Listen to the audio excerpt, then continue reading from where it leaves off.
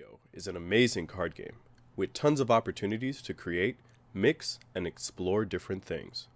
But it's also pretty expensive, and dudes don't really have the money for it right now. However, we've set out to do our own sealed only challenge. Although, until we're actually able to buy the cards that we'll need, we'll have to settle with online services, honing and sharpening our skills until we're ready. This is Yu-Gi-Oh! Unsealed.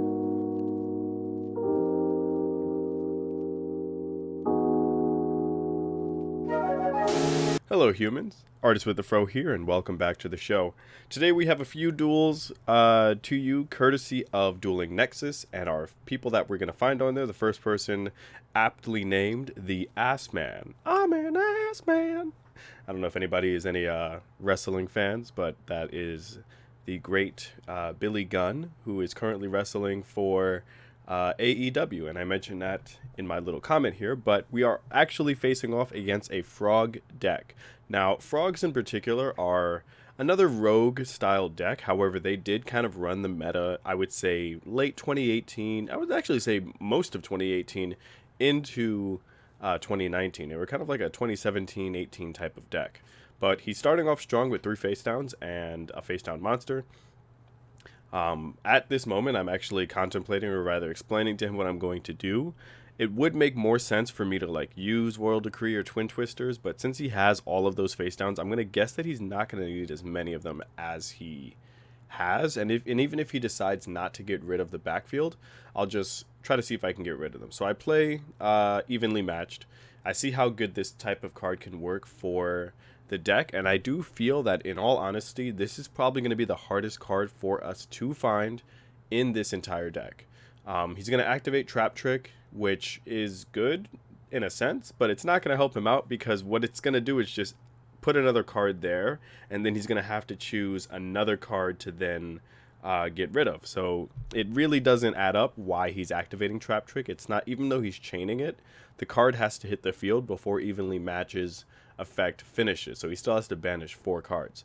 So I get rid of his entire back row, but my hand's not really looking too good. Like, I have 10 key, which will allow me to get a Senka monster, but the chances of him Ash Blossoming this are very low. He only has 1 other card in his hand, if that is Ash Blossom.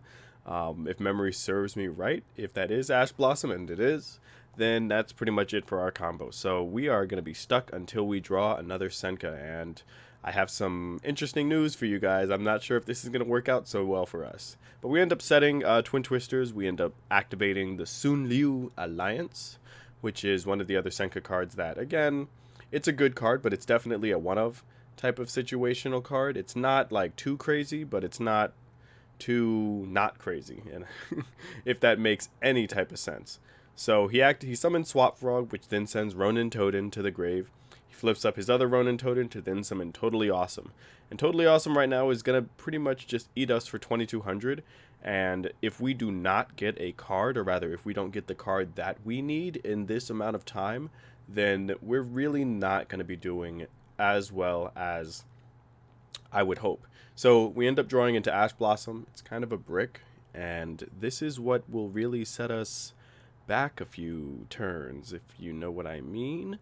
In all honesty, this is something that will happen, I think, in a real duel. And I'm not going to say that just to call out like stacking or anything, but I do feel as if there are certain cards that are kind of unnecessarily put in the deck currently that don't make it move as fast as it could.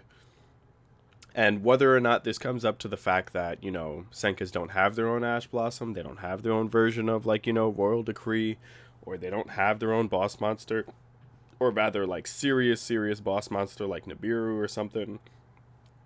It's kind of one of those things that you just learn to accept with this style of a deck. Does it technically mean that Senkas are rogue? I would say, for the most part, yes. While they are a good going second deck, it's not... There aren't enough support cards out currently, and even with Eternity Code going to be coming out in March, there still aren't enough cards that are going to make it like tier 1. So I remember back before I mentioned that it was like a tier 2 type of deck. It's probably tier 3 at this point, and yeah, that's pretty much going to do it for us. Drawing into 2 Nibiru's, it's like, what are you going to do with that? And I pretty much just end up losing the duel. I give it to him. So that's our loss. Now, this second duel is kind of what happens when the situation plays out in your favor. You end up getting all the cards that you need, and you're able to go off kind of like in a ridiculous sense, but it also sets up this very uh, idea of sort of duality in regards to a rogue style deck. The problem with playing rogue is that for most parts, or rather for most duels that you're going to have, what's mostly going to happen is that your deck is going to work some of the time, and then it's going to work like none of the time. And it really just depends on what you're drawing and what you're activating. So for something like this hand, this is where I feel buying the Magician structure deck, the same one that Nim Nim bought for his sealed only challenge, is going to be pivotal for us, because Pot of Desires is such a useful card. It not only helps us go into 2 other cards that we're going to need, and yes, everybody says, you know, it's a neg 9, but I don't necessarily think that matters for this type of deck, because of, again, the fact that it's rogue and half of the cards are really very situational. It doesn't really matter if I banish them. Like, at the end of the day, what I'm banishing is probably going to be worth less if I were to draw it within the 10 turns. And I can hopefully get out of the 2 cards that I draw something that I can actually use, like I do in this part. So I get the Senka Intermediary Sunmo. I'm going to activate 3 visits, and this is where I keep messing my turn up, because I should have activated 3 visits first before summoning Senka Intermediary. But instead, I kind of go into a possible, I guess, misplay, but we're going to get rid of the Senka.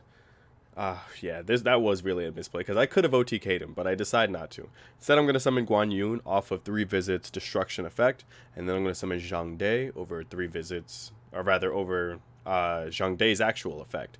So I'm going to attack with all 3 of them. That's pretty much going to be it. If he doesn't have anything at this point, I think that this is where he kind of just like stalls for time. He doesn't activate anything. He doesn't summon anything. So it's just like he's looking down the field at 3 monsters, 2 of which are close to 3,000 attack points, and 1 that can't get attacked as long as I have the other 2. So again, this is one of those, like, you know, perfect situation type of turns, but it could also end up as the type of duel where I end up losing because of I didn't draw the cards that I need. Had I not gotten the Pot of Desires, this turn would have gone a lot faster. And unfortunately, I don't look into the 10 cards that I banish, so we're not able to see what we get. But he ends up losing connection, quote unquote, so we end up taking that win. Which means that we actually have 3 duels that we're going to be showing you, you humans, today. Now, as we get into this third duel, again, I just want to mention thank you guys all so much for the support. Recently had a Twitter shout out, which is like one of the first things I've never really had a Twitter shout out before, except from like my streams. And also be sure to follow us on stream at twitch.tv/ArtistWithAfro. But it was really cool to get like a shout out and be in the same selection of what is it, of unsealed, or rather sealed only Yugioh as like Nim Nim, Team APS. We were up there with a few other people too. You know what I'm gonna do? I'm gonna also make sure I link Speed Robo in that, because he needs a lot of credit too for what he did for us earlier in episode 3. Now we're facing off against Salamangrates. So any Soulburner fans, this is Soulburner, right? Yeah. Any Soulburner fans, this is kind of like your niche, right? So he's going for the standard combo, and I actually remember facing this type of deck in real life, and Salamangrates were interesting to face off against, especially with Sunlight Wolf, and they have that one Exceed card that is super annoying, but we kind of bait out the Roar. I was hoping that he was going to do something like that, so then I activate Evenly Matched. This is by far one of the best hands I've ever had. Evenly Matched is good, but it's also a card that I don't want to hang on for too long, because I really want to use Royal Decree just in case I run into something like Roar again. Now, I'm going to activate Tenki to always get Sunmo, because that's the only card that you should be searching for when you activate it. When a normal summon Sunmo, I'm going to special summon I'm saying special summon. I'm going to pretty much just activate 10 Su's effect to then get Zhugong on the field. I'm going to activate Zhugong's effect, thus sending 10 Su, which is not the best thing to do. You always want to send Tenki because it's useless after you use it. And then I basically just bounce his Sunlight Wolf. And that's pretty much it. So now I'm going to activate... oh my gosh, I am blanking out on these cards. I'm activating Sunmo's effect. Gonna get Zhang Fei to my hand.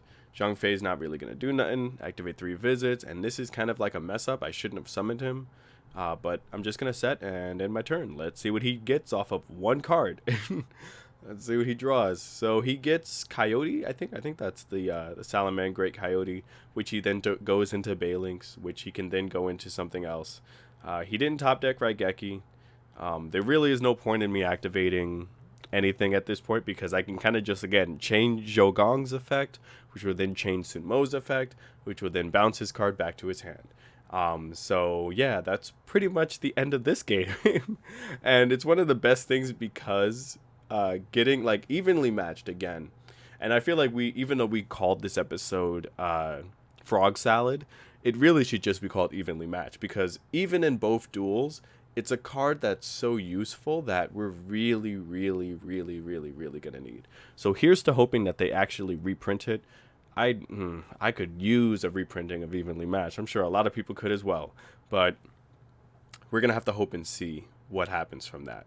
I know that this is kind of going to lead towards the ending of the episode. So again, thank you guys for watching. Thank you guys for joining in. For being a part of the Artist with Afro channel, and thank you so much for the support. This has been episode 6 of Sealed Only, and I will catch you all in the next one. Take care.